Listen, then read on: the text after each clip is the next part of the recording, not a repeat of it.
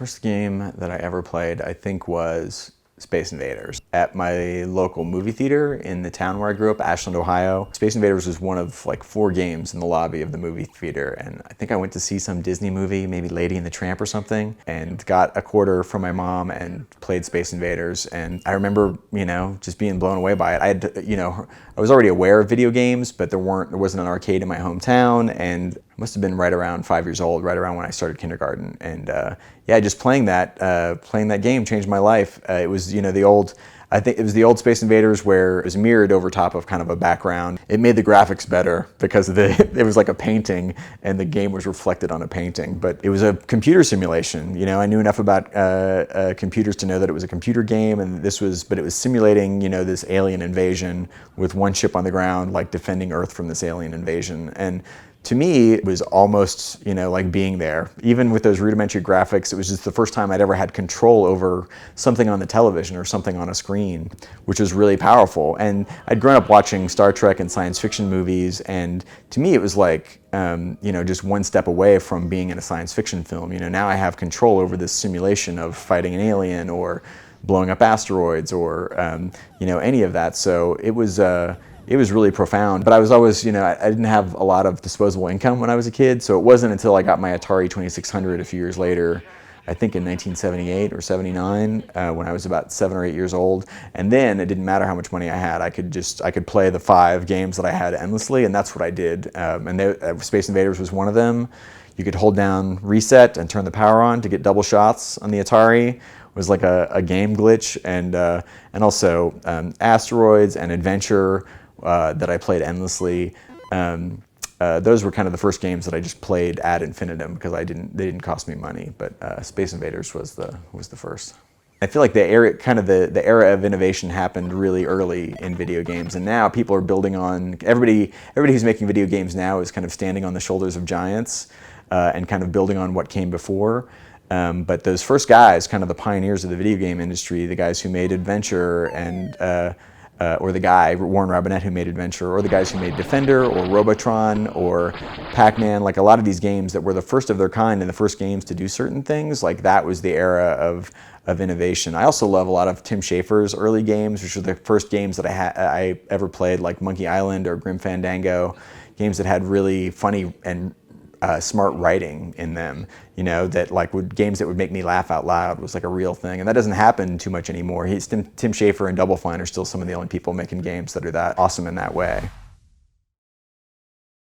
I think the first console, and I don't know if it counts as a console, was the 6-dial Pong game that I think Magnavox made, which was had 3 dials on each side, and one was like horizontal and vertical control, and I think maybe it was just two dials. I'm having a hard time remembering, but it was just there was like a switch for 4 different games that you could play that were just variations of Pong. And then the first console that I ever had was the Atari, which was still my favorite console and still the one that I'm the most nostalgic for. It was a huge fixture in my childhood from the time that I got the Atari when I was about 5-6 years old until it was kind of already outdated and other people had Nintendo and I was still playing my Atari. I just loved that game, and the games kept getting better, even right up until the video game crash. And there were people, like by then the Atari had unlocked its secrets, and Activision was making really amazing games. Like Pitfall 2, I think, is where like the peak of Atari games were, because that was a giant map with multiple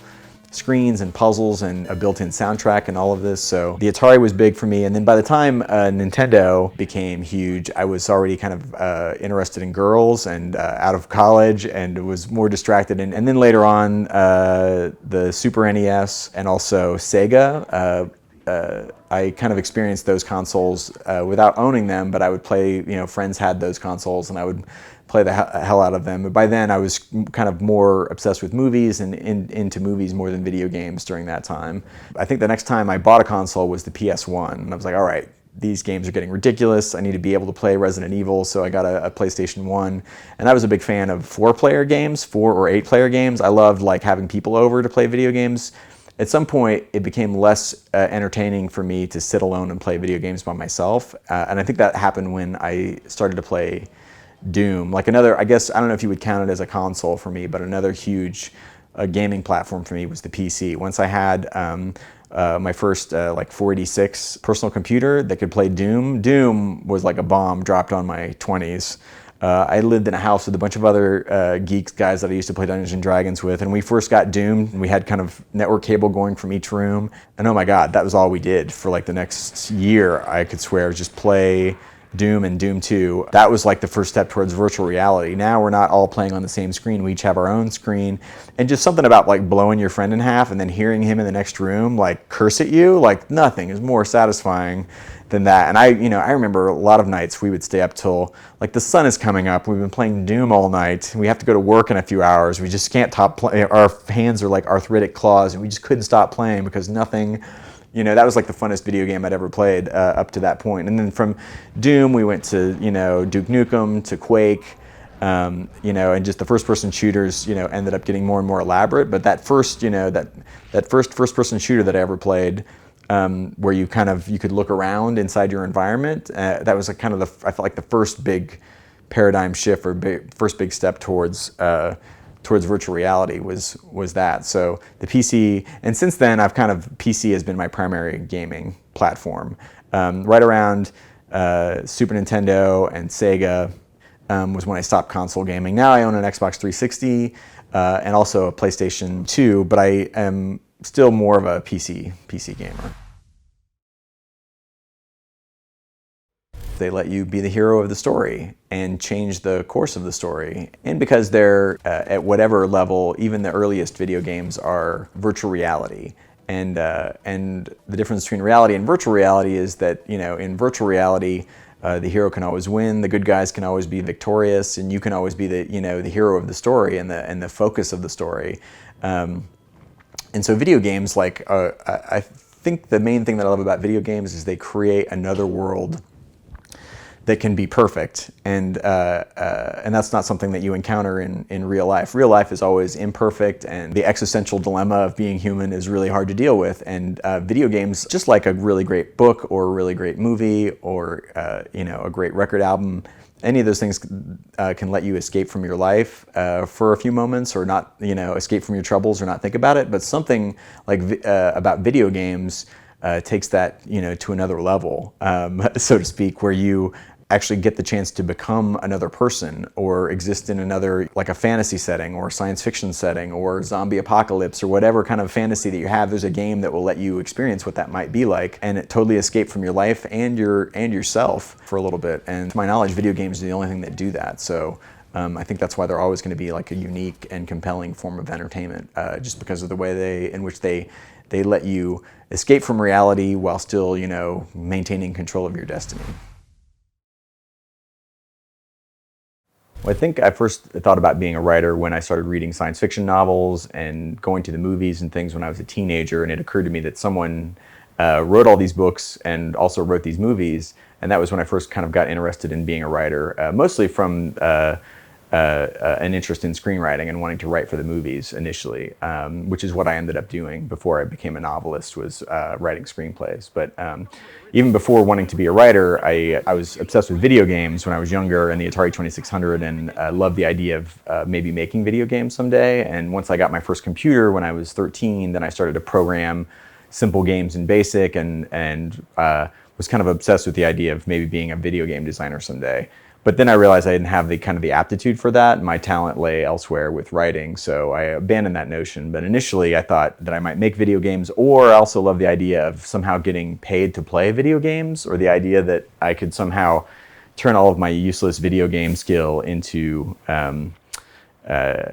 into money or fame or fortune or glory. And that's one of the reasons that I love the movie The Last Starfighter so much when I was a kid, is the idea that all this useless video game skill and time I've spent playing video games could somehow save the planet, or somehow come in handy or useful in an epic way, which is kind of what my the theme of my whole book is, the idea that all this useless pop culture knowledge and video game skill could somehow gain you fortune and glory. So I was initially fascinated with that idea, but eventually it became clear to me that my skill lay in writing, and so I ended up writing about video game designers as opposed to becoming one. But initially, I think the thing that kind of pulled me into writer was just being a huge movie buff and being obsessed with movies and wanting to figure out how movies were made. And then I started to watch like making of documentaries and listen to Laserdisc commentaries of my favorite movies, and eventually discovered that movies were based on screenplays, and then started to order screenplays for all of my favorite movies, and then different drafts of screenplays to see how they changed from draft to draft, things like that. And that was kind of what pulled me into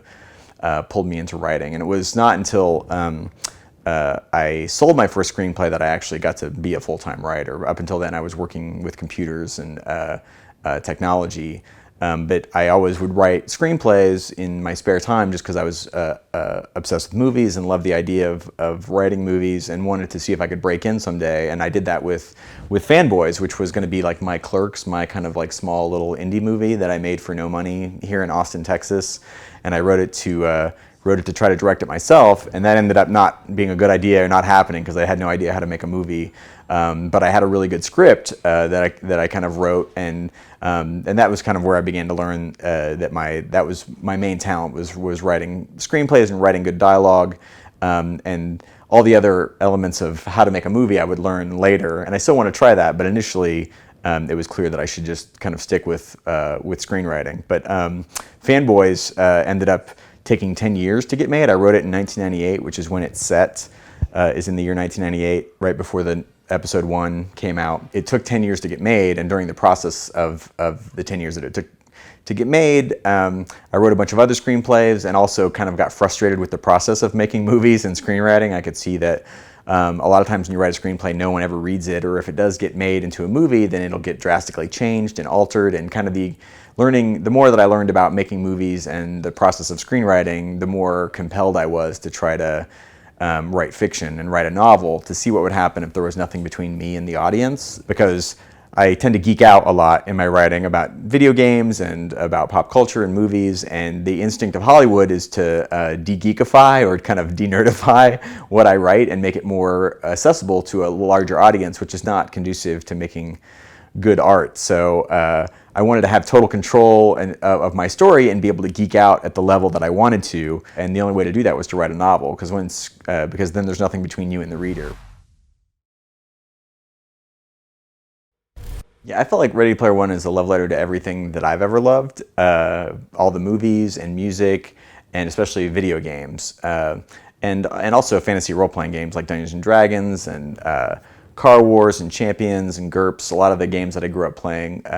Some people read Ready Player One and wonder why there's not more modern video games mentioned in it, or Nintendo even, and that's because I was celebrating the video game era that I grew up in, which is the dawn of arcade culture and the dawn of home video game culture. Like, I was part of the first generation ever to have access to any kind of video game. You know, video games came out and started to be available to the public in the 70s when I was a kid, and I, had one of the first home video game consoles. Like, the Atari was one of the first and most widely produced home video game consoles, and that changed my whole childhood and had the same effect on a lot of kids. Even though that was a really rudimentary system with really low-res graphics, it was also a computer simulator in your living room that could let you simulate blowing up Space Invaders or blowing up asteroids, and that was a profound thing for me. And also just the video arcade at my local shopping mall, that was also had a huge effect on my childhood. And just walking from one machine to the next that could simulate a whole different environment. Here you could be like going through a jungle or fighting Space Invaders or battling like an evil wizard. Like, each game was its own kind of standalone simulator or adventure. So that whole culture that I grew up in was what I was trying to celebrate in Ready Player One. Also, just the 80s was kind of a golden age of movies and Star Wars and kind of filmed entertainment. It was really, I think everybody kind of embellishes or idolizes the era in which they came of age, or because people get nostalgic for it. And I think that's why when I was growing up in the 70s and 80s, there were a lot of movies about growing up in the 50s and 60s, is because people who were making movies and writing books then were also nostalgic for their youth. So I think maybe that's what I'm doing a little bit now, but I also feel like it was just a really unique time, the 70s and 80s, a really unique time to grow up at the kind of the dawn of home computer culture and home video game culture and arcade culture, all of this technology that was a part of my childhood that my parents were afraid of and had never had access to, and it frightened them a little bit, but for me and people of my generation, those were our toys that we played with, and we were, and I feel like that's why we went on to develop the internet and the modern video game industry. All of that kind of grew out of the generation who grew up in that era, who had these as their, kind of the first generation to have these things as their toys. So I was trying to celebrate all of that with Ready Player One, while also imagining the future of the video game industry and where it's going to eventually evolve. And I love the idea of people who, this character James Halliday, who was born in the 70s and grew up in the 70s and 80s, and then helped shape the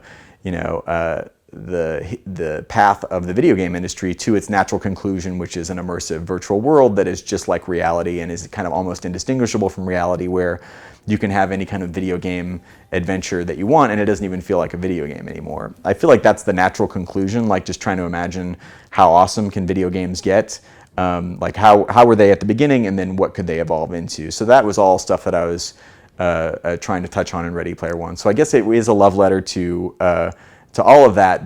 I did not expect Ready Player One to be the success that it is. And I think I would have been insane to think that it would be. Like the whole time I was writing it, I was really just trying to write it to please myself. That's the advice that they give to new writers or first-time novelists, is to write what you know and to write the book that you've always wanted to read. So that's what I tried to do. And what I know about is video games and 80s pop culture and movies and being obsessed with all that stuff and just being a huge geek. So that's the story that I ended up writing, and I was always fascinated with science fiction stories and with stories that involve eccentric billionaires holding crazy contests, things like that. So I kind of just threw everything that I love, everything in the kitchen sink, into this one book and just wrote it to please myself. And I thought maybe a few of my friends might dig it. It might have like a small cult following if I was lucky, but it never occurred to me that I wasn't even sure if you could sell a book like this, a book that mashed up all of pop culture into one story, where you have, Ultraman fighting Mechagodzilla and Voltron and all of this, kind of crazy stuff happening. I was certain that it could never be a movie when I was writing it, just because of all the licensing stuff. And I wasn't even sure if you could do it in a book. So I was just writing it just to see if I could finish a novel, and then I would put it out there, give it to an agent and see what would happen. So the whole time I was writing it, that was my mindset. And it never once occurred to me that it would be a New York Times bestseller. Like, who would think that a book about giant robot battles and Atari 2600 games and Pac-Man and Duran Duran songs and all of that would be a New York Times bestseller? It's ridiculous, but it was, both in hardcover and in paperback. Paperback has been on the New York Times bestseller list for like 7 weeks now since it came out. And then the day after I sold the book to Random House, I sold the movie rights to Warner Brothers. So the book sold in a bidding war to the biggest book publisher in the world, Random House, and then less than 24 hours later, the film rights sold to the biggest movie studio in the world, Warner Brothers. And because I had already written a screenplay and established myself as a screenwriter, they were able to work it into my deal that I had to be the one to write the first draft of the screenplay, which is awesome, but also terrifying, because then it suddenly became my job to figure out how to turn my unfilmable book that I had just written into a 120-page screenplay. And that turned out to be like the hardest writing job of my life, trying to condense this really, dense book full of kind of everything that I'd ever loved in this 400-page book into a 120-page screenplay that also, maintained the spirit of the story and made it cinematic and kind of worked around the licensing issues. So it was really difficult, and I finished my first draft, and that was really just the draft that they're using to try to find a director. And then once the director comes on board, then that's when the adaptation will really start to take shape. So at this stage, right now, it's still very early in development, and I just kind of operate under the mindset of it's never going to happen, or if it happens, it'll. I joke that if it takes less time than John Carter of Mars to get made, which is like 100 years, then I'll be happy. Or even books like Ender's Game that were a huge inspiration for me and for Ready Player One. Ender's Game was written back in the 80s, and they've been trying to make that into a movie for 30 years, and it just now, they just now finished filming Ender's Game. So so I realize that stuff like this takes time, and so it may happen very quickly, or it may happen 10 years from now. I don't know. I also think about Snow Crash a lot, which is another book that heavily inspired Ready Player One. And some people say that book is unfilmable, and they've been trying to make that since it came out in the early 90s, and it still hasn't been made into a movie. So I try to remain cautiously optimistic about the movie. I hope that it happens. I think that's why Warner Brothers made the Harry Potter movies so faithful to the source material, is they knew they had a huge fan base to be beholden to. Same with the Hunger Games. So I'm hoping that Ready Player One garners that kind of fan base that requires the film adaptation to be as faithful as possible, so they don't alienate the fan base. And as far as the licensing and rights stuff, what I'm hoping happens is what happened with Who Framed Roger Rabbit, where there was kind of a perfect storm of licensing, and people realized that that movie that they were making was an homage to all of animation. So all the different studios allowed their characters to be used, which is how you had Mickey Mouse and Bugs Bunny in the same scene together. And I'm hoping that same thing kind of happens with Ready Player One, and people realize that it's an homage to everything that's mentioned in it, and that that it's also kind of free advertising if they let us use their IP in the movie. But I don't know what will happen. This trailer for Wreck-It Ralph that just came out, that shows all the different video game characters kind of mashed up together, that gives me hope that if they can make a movie like that and pull it off, that a really kind of faithful version of Ready Player One is possible. That's my hope. Well, telling a story in video games it can be a lot more difficult. Because then you have to anticipate the actions of the player. Whereas in a movie, you decide what both characters say, and then you write it down, and that's what they say. But kind of that branching storytelling that you have to do when you're writing for a video game, where if the player says one thing, then the NPC that they're talking to says this, and that leads down a whole kind of choose your own adventure path. But on steroids is how I think of video game writing. But also you have the ability to totally control a user's environment, and the fact that they are an active participant in the narrative makes you much more engaged. That's why I love those choose your own adventure books when I was a kid. Like I could influence the path of the story, but that it was video games were so much more compelling because it wasn't like everything was already written down like it was in a book. Even though it kind of like interactive fiction, Zork, Colossal Cave, and text adventure games like that were also really powerful and in some ways more engaging than fiction to me, because I was a main character in this story, and also it also had the power of not having graphics is something really powerful, especially for interactive fiction. I feel like that's the thing that novels and fiction still have over video games and movies, is that a book and fiction plays out in the reader's mind's eye. So the graphics and the acting and everything is always perfect because you imagine it in your head. Whereas in a video game or a movie, you're limited by what you can make happen on the computer screen or on the movie screen or in front of the camera. Whereas in fiction and interactive fiction, just by describing something in words, that makes it come to life in the reader's imagination, and so they have total control over it. But now modern video games have gotten to the point where they feel like a movie. Like Half-Life 2 is one of my favorite games of all time, and it's because from the very second that game starts, you feel like the main character in a really awesome science fiction movie. And you have kind of free reign. I mean, there's still limitations, and you can't do everything that you can imagine, but you can do a lot, and it just feels so cinematic, and the music and everything, and the way that all of that is triggered as you move through the environment and through the story is really amazing. And games like that and Mass Effect, they just get more immersive and more cinematic, and I feel like that's going to merge, to the point where like eventually there'll be like a Batman blockbuster movie that will come out, or Superman, or some big summer movie, and it will be the same as a video game that will feel the same as a big summer movie coming out. It's already getting to that point, but I can see once virtual reality technology gets to the point where it's like a new interactive movie comes out that's kind of half video game and half movie, and everybody will be addicted to it. Or have you played through the new Batman movie yet? I feel like that's where it's headed. Once it gets so real, video games get so real they don't feel like video games anymore, and they feel more like movies, that the two will merge. And I feel like we're already headed towards that, and people are already experimenting with that, but that seems like the check is already in the mail for that kind of thing. It's really tricky to predict the future, especially because it concerns technology, because you never know how fast or how slow technology is going to advance. But just based on, how the video game industry has evolved in the last 10 or 20 years, it's easy to see how the games just get more and more realistic and more immersive and more sophisticated in that they can react to whatever the player does, physically or from a role-playing standpoint. So that's going to be real interesting to see. But I think the main thrust in the actual gameplay and graphics and all of that is just going to become more and more like real life. Video games, I feel like, are inching towards the holodeck, because that's the end goal, is to have to be as much like real life as possible. And that's where haptics, and like now when you go to an arcade, there aren't too many games where you just stand and look at a screen anymore and you have just a set of controls in front of you, because you can do that at home.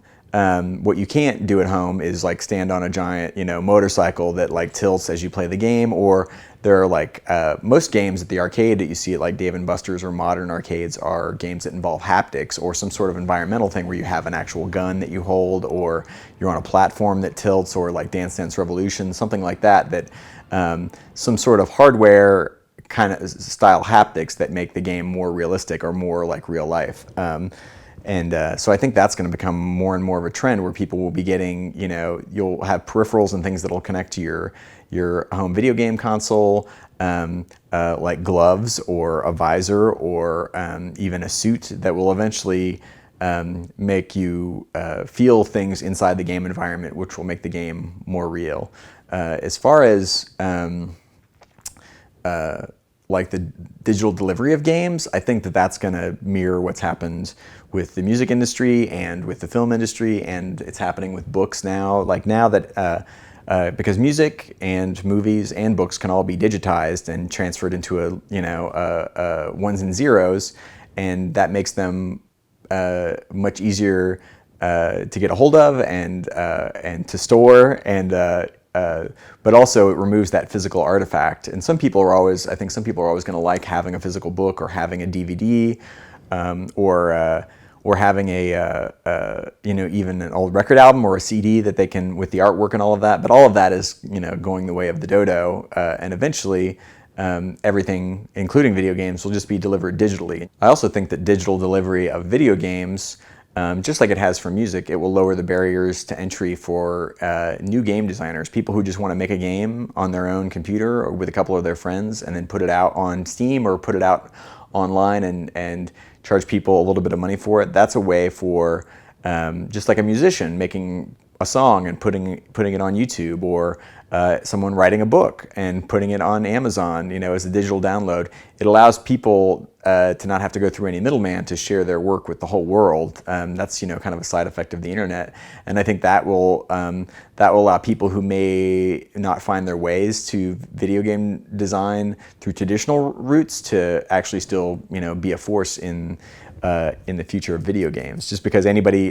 who wants to make games can make games and then share them, and that's how you'll find amazing talents or people with a natural ability for it, just like that's happened in the book publishing world and the music industry and even the film industry. Like you have like Kevin Smith, who's this well-known filmmaker who has a huge fan base and has made a bunch of movies, but it all started with him just making his using whatever resources he had to make one little movie, very low budget, just to show what he could do and then break into the industry. And I've done the same thing myself, and I feel like that's one thing that the internet will change as the future of video games, is who can be involved in making video games and who can collaborate on them and who can help fund them, like we were saying with Kickstarter. So that it'll be interesting to see how those two parallel tracks of kind of independent people making their own games and then giant corporations making games for mass consumption, and where those two things will lead us. My biggest hope and my biggest fear for video games, which is kind of what my book is about, is that my biggest hope for video games is that they just keep getting cooler until they can't possibly get any cooler. And when that happens is when video games will be like real life, and when you log on to play a video game, it'll be like being the main character in a virtual reality movie, where you can totally interact with your environment and interact with the other characters and kind of do whatever you want and live out any kind of fantasy that you want in this virtual game world, or play through like an interactive movie with your friends, and your friends could be on the other side of the country or in a different, or someone that you've never met on the other side of the world. Like, that's going to be amazing. But once video games get that amazing and can compete with, real life, that's when they're going to be more addictive than they've ever been. And there are already people, kids in South Korea who drop dead playing, Lineage because they haven't fed themselves in 3 days because they're so wrapped up in the game world. And that's just a two-dimensional game on a flat screen monitor that is already more compelling than real life, for some people. That's the thing about EverQuest and more World of Warcraft now. Like, there are people who work their day job and kind of structure their whole lives just so that they can continue playing this game because that's the best part of their life and is more compelling and more fun for them and more enjoyable than their real life. And the more realistic and the more immersive video games get, the more I think that will be a danger. And there are always going to be, people who overdo anything, but it's something about video games and the nature of it, simulating reality, I feel like makes a lot more people susceptible to that. Because once, and it was something I always thought about watching the old Star Trek's The Next Generation. Like, if I had access to a holodeck, why would I ever do anything, ever? Especially go out and risk my life to explore space. I would just work whatever job I needed to until I could afford a holodeck and a replicator, and then I would just live in the holodeck with the replicator, and I would be set. And I think that might happen with video games. And that's something the idea that I explore in my book. Like, if the real world continues to get to be a more and more difficult place to exist, and the virtual world become more and more compelling and more enjoyable than real life, then will there be this mass exodus of human intellect into video games? And how much time will we spend in a simulated environment versus the real world? And will the real world suffer from neglect as a result of that? Like, I don't know. That seems like an extreme, but I can already see hints of it happening.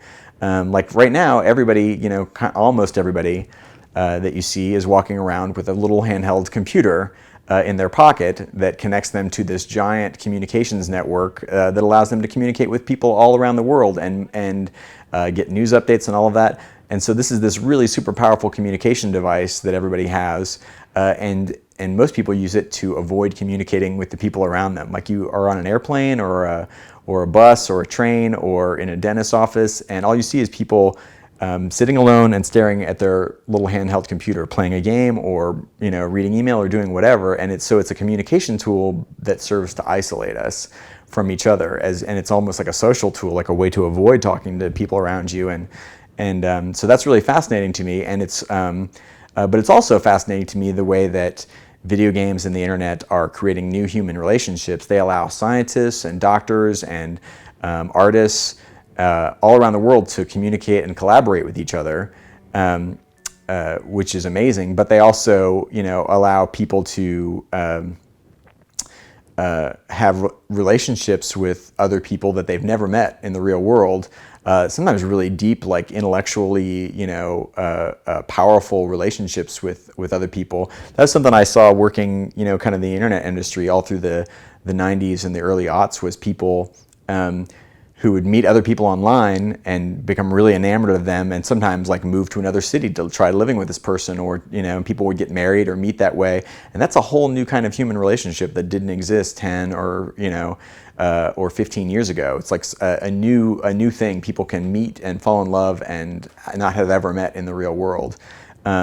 So I don't think it's necessary. So that's really amazing too. Like, I know there are kids out there who exist now because their parents met in World of Warcraft. Video games have changed the course of human evolution to some degree, and created whole new mating rituals and ways of social interaction that didn't exist, and that's as a result of the internet and video games. So it's going to be interesting to watch all of that evolve. Video games are going to get more and more real and connect more and more people around the world.